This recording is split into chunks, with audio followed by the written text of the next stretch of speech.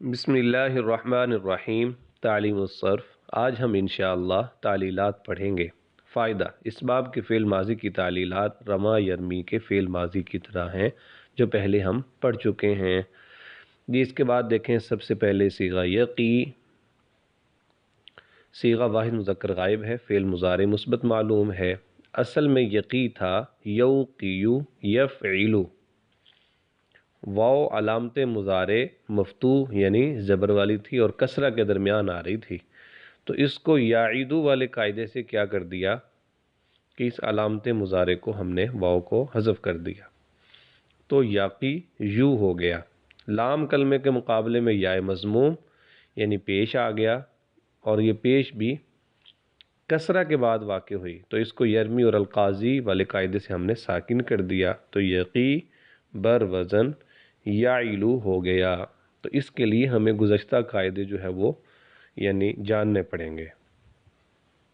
تو چونکہ ہم پہلے پڑھ چکے ہیں فعل ماضی کے کہ رما یرمی والا قاعدہ ہے، تو رما اصل میں تھا رامیا، یا متحرک ماقبل مفتوح قال با والے قاعدے سے اس کو الف سے بدل گیا تو یہ رما ہو گیا۔ ایسے ہی اس کے ساتھ یرمی والا جو قاعدہ ہے وہ ہے یرمی، اصل میں تھا یفعلو، لام کلمے کے مقابلے میں یا مضموم کسرہ کے بعد واقع ہوئی ہے، تو یرمی والے قاعدے سے ساکن کر دیا تو یہ سیدھا یرمی ہو گیا۔ اسی کے ساتھ ہی ہم نے یرمی اور القاضی والا قاعدہ بھی پڑھا ہے، تو وہ بھی سن لیجئے۔ جو یا مضموم یا مکسور لام کلمے کے مقابلے میں آئے اور اس کا ماقبل مکسور ہو تو اس کو ساکن کرنا ضروری ہے، جیسے یرمیو سے یرمی اور القاضیو سے القاضی۔ اس کے بعد دیکھیے دوسرا صیغہ یقونا۔ صیغہ جمع مذکر غائب ہے، فعل مضارع مثبت معلوم ہے۔ اصل میں تھا یوقیونا بر وزن یفعلونا، واو علامت مضارع مفتوح اور کسرہ کے درمیان واقع ہوئی، تو اس کو وہی یعیدو والے قاعدے سے ہم نے حذف کر دیا۔ یہی یعیدو والا قاعدہ ہے کہ اگر واقع ہو جائے تو پھر حذف کر دیا جاتا ہے، تو یہ یاقیون ہو گیا۔ لام کلمے کے مقابلے میں یا مضموم کسرہ کے بعد واقع ہوئی، وہی یرمی القاضی والے قاعدے سے ساکن کر دیا، تو یہ ہو گیا یقیون، دو ساکن جمع ہو گئے۔ تو ہم نے کیا کیا کہ پہلا ساکن مدہ تھا تو اس وجہ سے اس کو حذف کر دیا، تو یہ ہو گیا یقیونا۔ اب واو جمع سے پہلے کسرہ آ رہا ہے تو دعو والے قاعدے سے پہلے ضمہ سے بدل دیا، تو یہ یقونا بر وزن یعونا ہو گیا۔ اس کے بعد دیکھیے تیسرا صیغہ تقینا۔ صیغہ واحد مؤنث حاضر ہے، فعل مضارع مثبت معلوم ہے۔ اصل میں تھا توقینا بر وزن تفعیلینا، توقیینا تفعیلینا، واو علامت مضارع مفتوح اور کسرہ کے درمیان واقع ہوئی، تو وہی یعیدو والے قاعدے سے ہم نے اس کو حذف کر دیا، تو یہ ہو گیا تاقیینا۔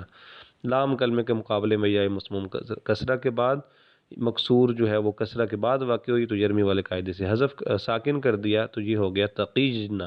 اسماء ساکنین ہوا تو ساکن حذف کر دیا، تو سیدھا ہی تقینا بر وزن تعینا ہو گیا۔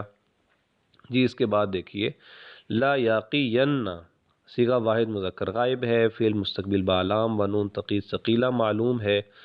اس کو یقی سے بنائیں گے، لا یاقین کو یقی سے بنائیں گے، شروع میں لام تاکید لگائیں گے اور نون تاکید مفتوح اس کے آخر میں لگا دیں گے۔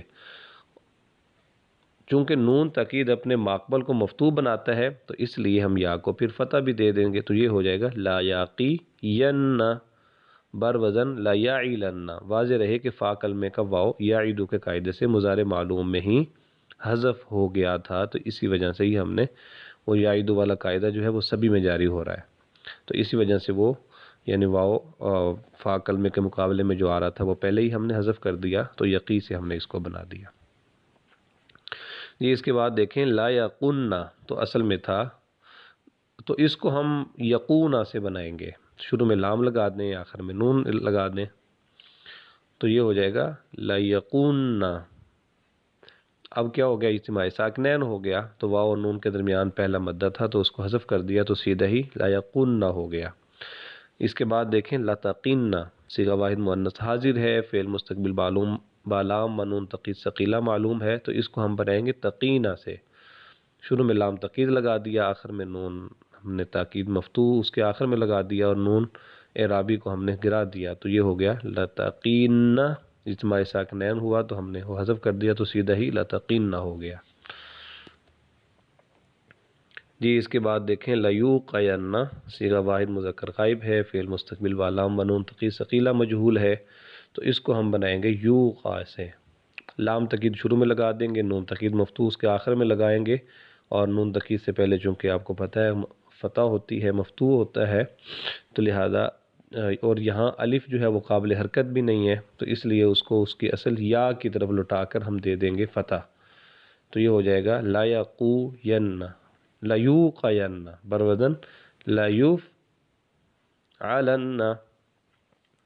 جی اس کے بعد دیکھیں لیوقون، صیغہ جمع مذکر غائب ہے، فعل مستقبل والام نون تقید ثقیلہ مجہول ہے، تو اس کو ہم بنائیں گے یوقون سے، شروع میں لام تقید لگا دیں، آخر میں نون ثقیلہ لگا دیں اور نون اعرابی کو گرا دیں، تو یہ ہو جائے گا لیوقون، اجتماع ساکنین ہوا تو پہلا مدہ گرا دیں تو سیدھا ہی لیوقون ہو جائے گا۔